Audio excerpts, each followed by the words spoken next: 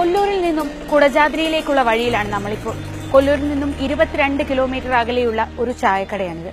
ഇവിടെ വരെ മാത്രമേ വണ്ടിയിൽ പോകാൻ കഴിയൂ. ഇനി അങ്ങോട്ട് 7 കിലോമീറ്റർ അതീവ ദുർഘടമായ കാനനപാതയിലൂടെ വേണം കുടജാദ്രിയിലേക്ക് സഞ്ചരിക്കാൻ.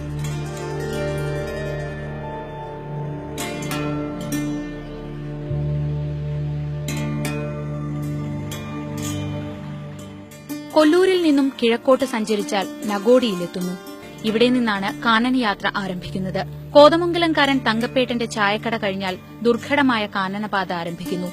ഇടതൂർന്ന വൃക്ഷങ്ങളുള്ള ഒറ്റയടിപ്പാതയിലൂടെ കുത്തനെയുള്ള കയറ്റങ്ങൾ താണ്ടി കിലോമീറ്ററുകളോളം സഞ്ചരിച്ചാൽ കുടജാദ്രിയിലെത്താം.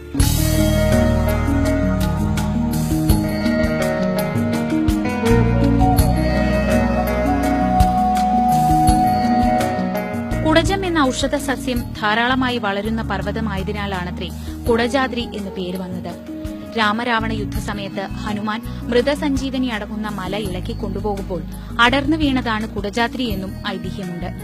64 ദിവ്യൌഷധങ്ങളും 64 തീർത്ഥങ്ങളും കുടജാദ്രിയിലുണ്ടെന്നാണ് കരുതുന്നത്.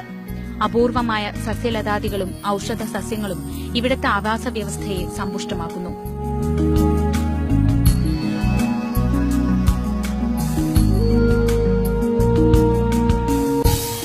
ഈ വഴിയിൽ ഏറ്റവും സന്തോഷം തോന്നുന്ന ചില കാഴ്ചകളാണ് ഇത്.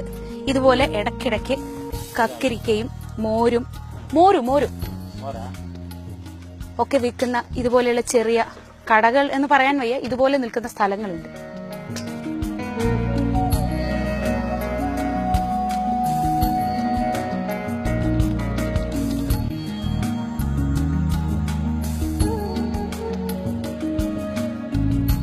ഇതെന്ത്? അത് അട്ടയ്ക്ക് അട്ട ഉണ്ടെങ്കിൽ ഇത് ഈ വഴിയിലെ ഏറ്റവും വലിയ ഭീഷണിയാണ് അട്ടകൾ. അട്ടയുണ്ടെങ്കിൽ ഇത് ഉപ്പ് കെട്ടിയ തുണിയാണ്, ഇത് വെച്ച് ഉരച്ചാൽ അട്ട പോവും. അതിനാണ് ഈ യന്ത്രം.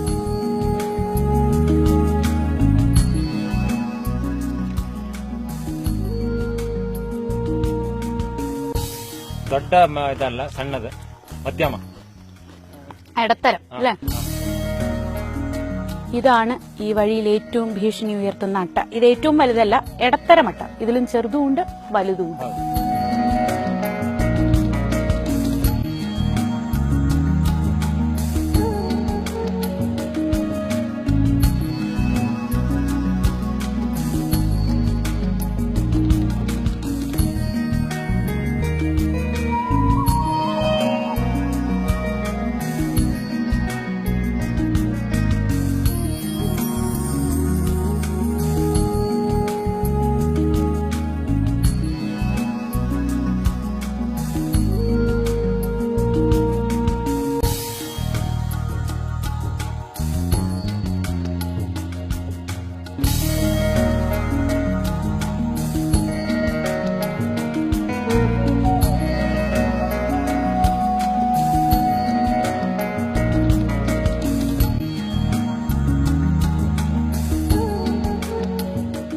കുത്തനെയുള്ള കയറ്റങ്ങൾ താണ്ടി വൃദ്ധരും കുട്ടികളും ഉൾപ്പെടെയുള്ളവർ കുടജാദ്രിക്ക് മുകളിലെത്തുന്നു.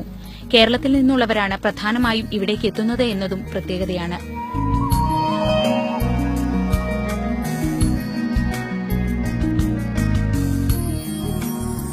നാല് മാസം മുൻപ് വരെ ഇവിടേക്ക് ജീപ്പ് സർവീസ് ഉണ്ടായിരുന്നു. എന്നാൽ കോടതി വിധിയെ തുടർന്ന് സർവീസുകൾ നിർത്തി. എങ്കിലും ദിവസം 300ഓളം പേർ മല കയറാനെത്തുന്നുണ്ട്.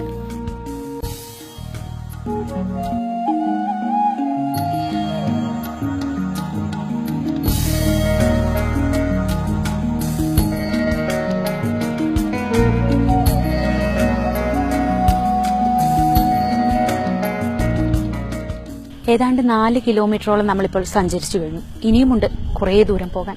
ആ കാണുന്നതാണ് കുടജാദ്രി. അവിടെയാണ് ശ്രീശങ്കരന്റെ സർവജ്ഞപീഠം ഉള്ളത്.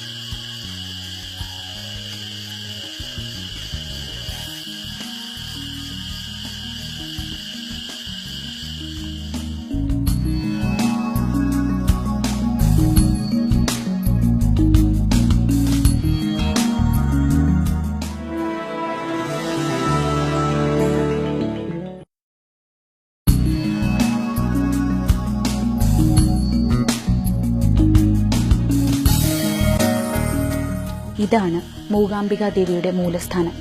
ഇവിടെ നിന്നും ശങ്കരാചാര്യർ ദേവിയെ കൊല്ലൂരിലേക്ക് കൊണ്ടുപോവുകയായിരുന്നു. ദേവി കുടജാദ്രിയിൽ നിന്നും കൊല്ലൂരെത്തിയതിനു പിന്നിലും ഒരു ഐതിഹ്യമുണ്ട്. മൂകാംബിക ദേവിയെ എപ്പോഴും കാണാനായി കേരളത്തിലേക്ക് കൊണ്ടുപോകാനായി ശങ്കരാചാര്യർ കുടജാദ്രിയിൽ തപസ് ചെയ്തു അത്രേ. സംപ്രീതിയായ ദേവി പ്രത്യക്ഷപ്പെട്ട് ശങ്കരാചാര്യർക്കൊപ്പം കേരളത്തിലേക്ക് യാത്രയായി. എന്നാൽ യാത്രക്കിടയിൽ തിരിഞ്ഞു നോക്കരുതെന്ന നിബന്ധന ദേവി വെച്ചു. ഇടയ്ക്ക് വെച്ച് ആചാര്യരെ പരീക്ഷിക്കാനായി ദേവി ഒരിടത്ത് നിന്നു. കാലൊച്ച നിലച്ചപ്പോൾ സംശയം തോന്നിയ ആചാര്യർ തിരിഞ്ഞു നോക്കുകയും ദേവി അവിടെ യാത്ര അവസാനിപ്പിക്കുകയും ചെയ്തു. അത് കൊല്ലൂരിലായിരുന്നു അത്രേ. ദേവി മൂകാസുരനെ വധിച്ചതെന്ന് വിശ്വസിക്കുന്ന ഒരു ശൂലം ഇപ്പോഴും ഇവിടെയുണ്ട്. നൂറ്റാണ്ടുകൾക്കിപ്പുറവും നശിച്ചുപോകാത്ത ആ ശൂലം എന്തുകൊണ്ടാണ് നിർമ്മിച്ചതെന്ന് ഇപ്പോഴും അജ്ഞാതമാണ്. 2 ബ്രാഹ്മണ കുടുംബങ്ങൾക്കാണ് ഇവിടത്തെ പൂജയ്ക്കുള്ള അവകാശം. കുടജാദ്രിയിലെത്തുന്ന തീർത്ഥാടകർ ഇവിടെയാണ് വിശ്രമിക്കുന്നത്.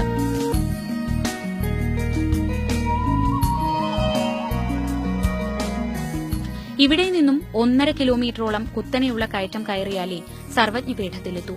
ഈ യാത്രയ്ക്കിടയിലാണ് ഗണപതി ഗുഹ.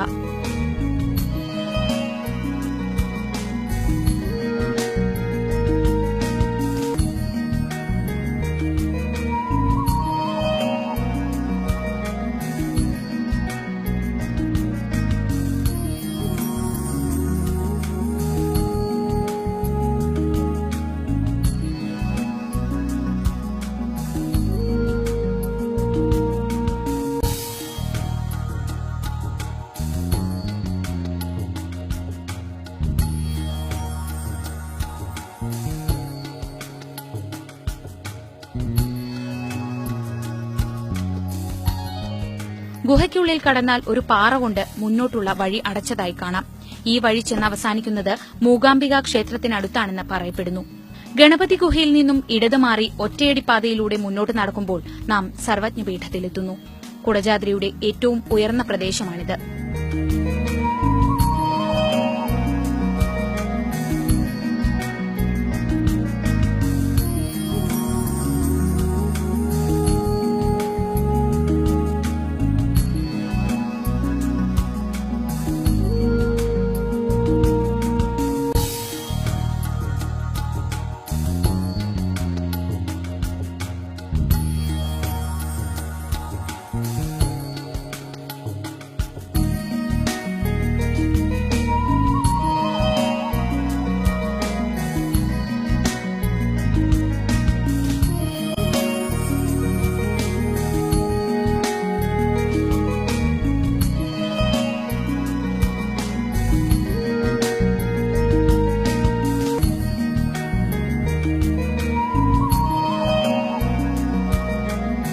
ശങ്കരാചാര്യർ തപസ് ചെയ്ത് ദേവിയെ പ്രത്യക്ഷപ്പെടുത്തിയ സർവജ്ഞപീഠമാണിത്.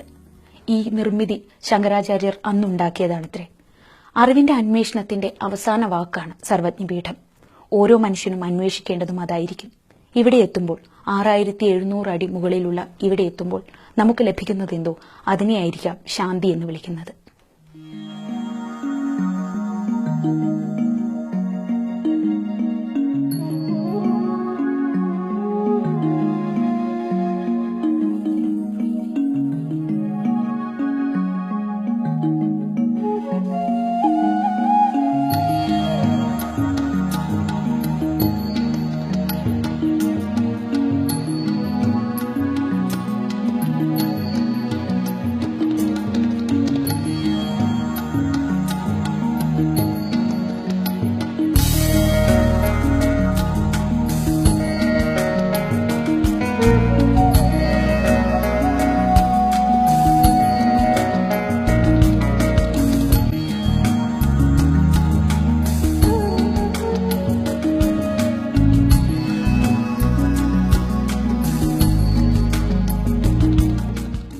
അറിവെന്ന വെളിച്ചത്തിലേക്കുള്ള യാത്രയാണ് ഓരോ മനുഷ്യന്റെയും ജീവിതം.